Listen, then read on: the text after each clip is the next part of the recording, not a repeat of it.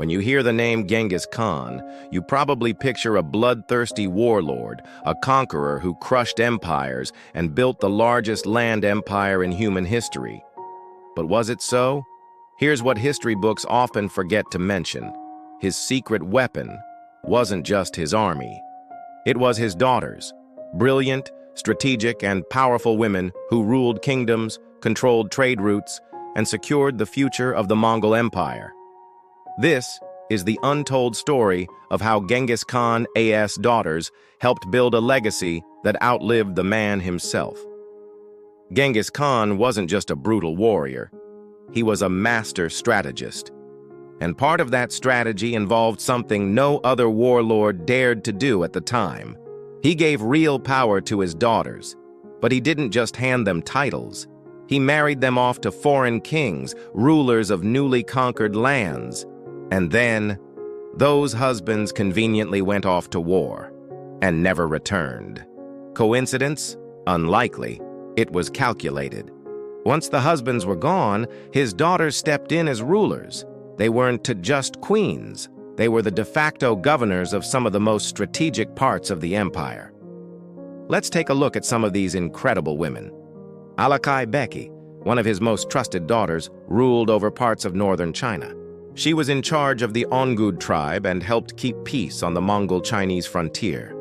Altani, another daughter, reportedly saved her father's life during an assassination attempt, personally taking down the killer with her bare hands. And Toragene Khatun, though a daughter-in-law, was one of the most powerful women in Mongol history. She became regent after Genghis Khan's son Ogedei died and ruled the empire for 5 years. These women controlled key territories, trade routes, and local armies. In fact, they held power over sections of the Silk Road, one of the most lucrative trade networks of the ancient world. Genghis Khan knew that external enemies were always a threat. So what did he do? He turned his daughters into a protective ring, placing them in territories that bordered rival lands. This strategy created a female firewall, loyal governors on the edge of the empire, defending it from invasions while maintaining order and economic flow. And because these daughters were loyal to their father above all, he could trust them far more than local warlords or even his ambitious sons. Their governance brought stability, their diplomacy brought wealth, and their leadership bought time. Time for the empire to expand and consolidate. So why haven't you heard more about them? Simple.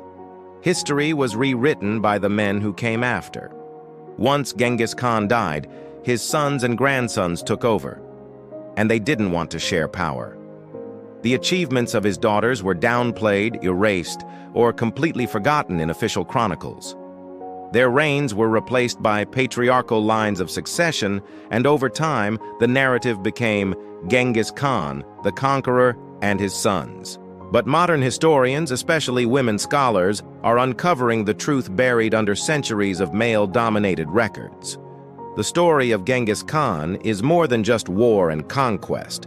It's also a story of political genius, and that genius extended beyond the battlefield. He understood something that most rulers of his time didn't.